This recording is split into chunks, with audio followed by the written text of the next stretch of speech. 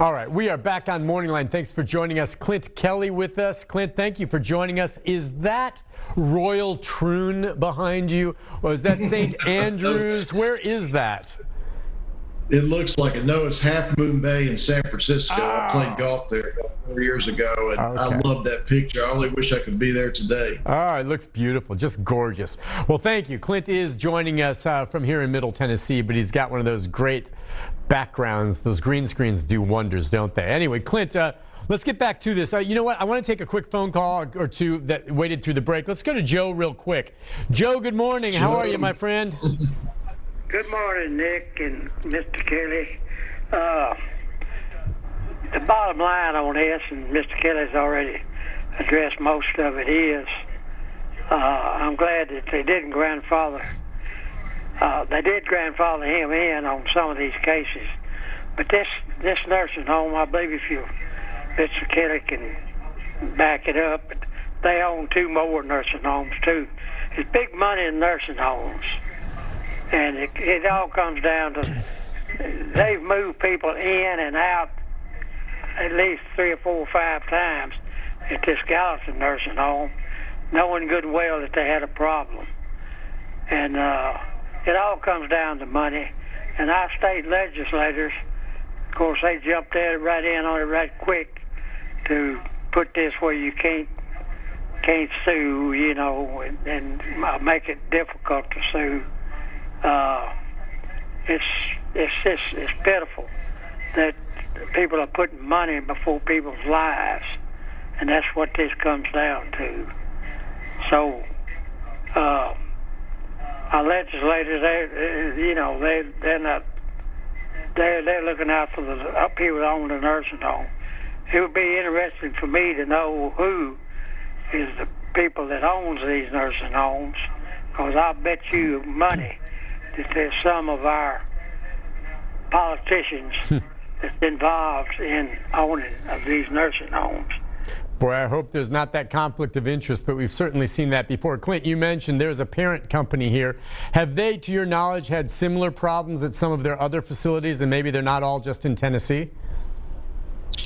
I don't know that outside of Tennessee. I do know they own Creekside. We've Channel 5's reported on the positive cases in Creekside.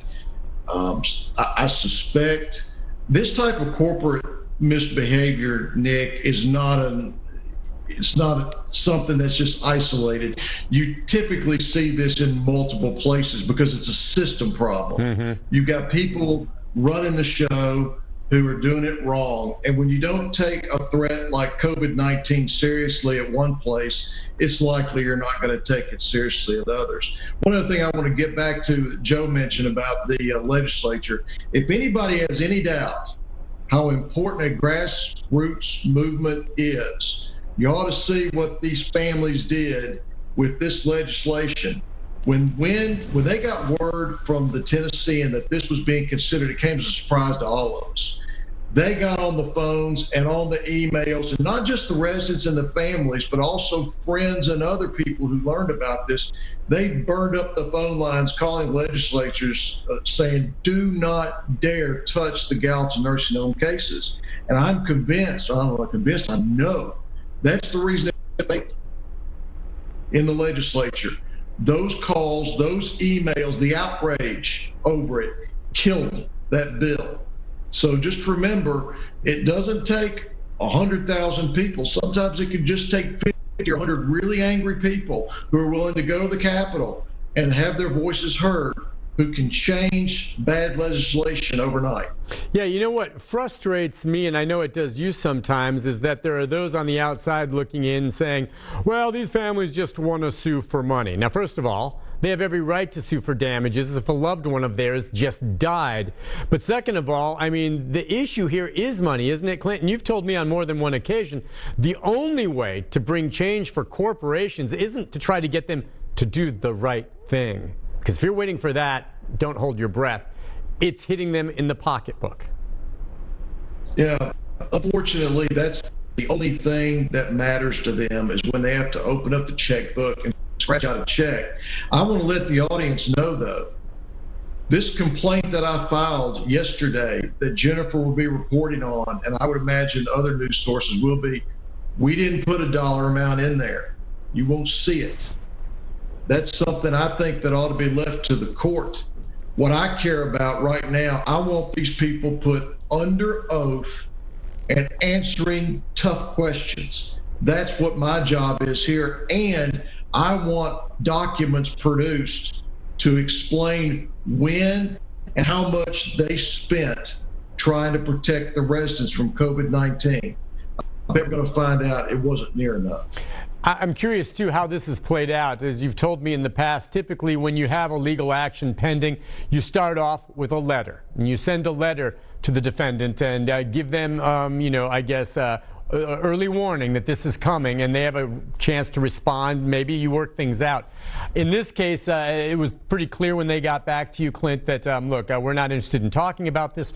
We'll see you in court. And if that's the case, I mean, that doesn't mean there couldn't still be some type of settlement, provided you and your clients are agreeable to it. But what on earth will their legal defense truly be? I don't know. It's like you said, what's the answer to the question that this nursing home had 161 positive cases as of April 22nd of this year, had multiple residents die from COVID-19, and yet all the rest of the nursing homes in this state didn't have that type of situation? What is the answer to that question? I'm going to find out. And I'll tell you this too, Nick, there ain't going to be any settlement or any type of resolution until I get the answers to the questions that the residents want, until I have taken the depositions of all of the management level employees as well as corporate level employees who had a hand in this outrage. Let's take another call for you. We'll go to Ann. Ann, good morning. Hi, Ann. Good morning. I have two questions for Mr. Kelly. The first is, as an example, and this is just an example, say a government official is telling his employees, you must remain at work, you must continue to come in, and those employees continue to be exposed, and they choose to contact you.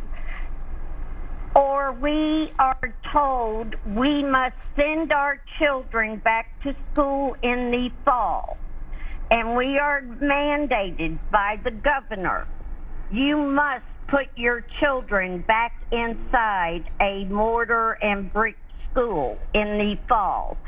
And either a government employee or a student gets sick and dies. Can that government employee or that parent of that child, and I have it on good authority that this situation has happened in our metro government, and I can only imagine that this situation will arise because I'm a 20-year veteran of the metro school system. Will either of those cases, because they are government cases, be allowed to sue? And in the case of the school, is it the government suing the state, the city, or the president? Yeah. Okay. Clint, I know that's a little outside the realm, but that very thought hit me. I mean, we hear the president now saying he's going to maybe pull federal funds if schools don't open. I can tell you, if I have a child and my son doesn't feel safe going to school, and I don't care what the president says, he's not going. And so, but if a child does go and gets sick, is there any legal action that can be taken, be it against a school district where they're mandating things in a pandemic? I'm not an expert on governmental liability in the school system for actions that would be negligent. I will tell you this, what the legislature tried to do, and thank goodness failed to do last month, was to provide immunity for this, what she just brought up. I mean immunity to school systems, hospitals, businesses, every place you can imagine where people will be either compelled to go because they have to go, or they go simply because they want to go. It gives a blank check to any type of owner or business to not protect its customers or residents, because if someone gets sick because they didn't do their job in cleaning the place up, you've got no recourse in court. I guess I'm trying to get a handle on the idea then behind, immunity. The bottom line on this is there's litigation that comes upon, and if a person makes a claim that it's frivolous, then it will be exposed that way. Is the concern, would you imagine those who support these types of immunity kind of blanket laws, that they'd say, look, we're to the stage where there are going to be just so many lawsuits filed that we'll be inundated and Let me can't handle stop you. it. I'm going to stop you right there. Yeah. Nick, I'm going to stop you right there in your tracks. There are no lawsuits pending, to my knowledge, against businesses or hospitals for COVID liability. Mine, to my knowledge, is the only one. So this fear is just nothing but a ploy to try to protect businesses and their wallets. It is a buy-off for the insurance companies of businesses. There is no flood of lawsuits. And you know why? Because you can't prove causation in 90% of them. Yeah. The first thing that's going to happen if you sue a business is a good defense lawyer is going to say, okay, Mr. John Q. Public, tell me everywhere you've been in the last 14 days and every person you've seen in the last 14 days. And that's the end of it. Right. Now, in nursing homes, it's totally different because these people can't leave. They can't get away from the sources of exposure. That's why it's so unfair, in my judgment, to try to protect the nursing homes, because these poor people, they've got nowhere to go. You and I can walk into a bar, we can go into Rippy's for a beer, and if we see the place is dirty or employees aren't wearing masks, we can just turn and walk right out. Miss Summers, whose lawsuit we filed yesterday, she couldn't do that, Nick. She's laying in a bed with nowhere to go. Yep. And then you have the basis, too, of a cluster there as well of many, many people. Pretty darn obvious where that exposure happened. Listen, we'll take a break on that note. Clint, we've got one more segment with you. Hang tight. Do not go hit golf balls, and we'll be back with more right after this.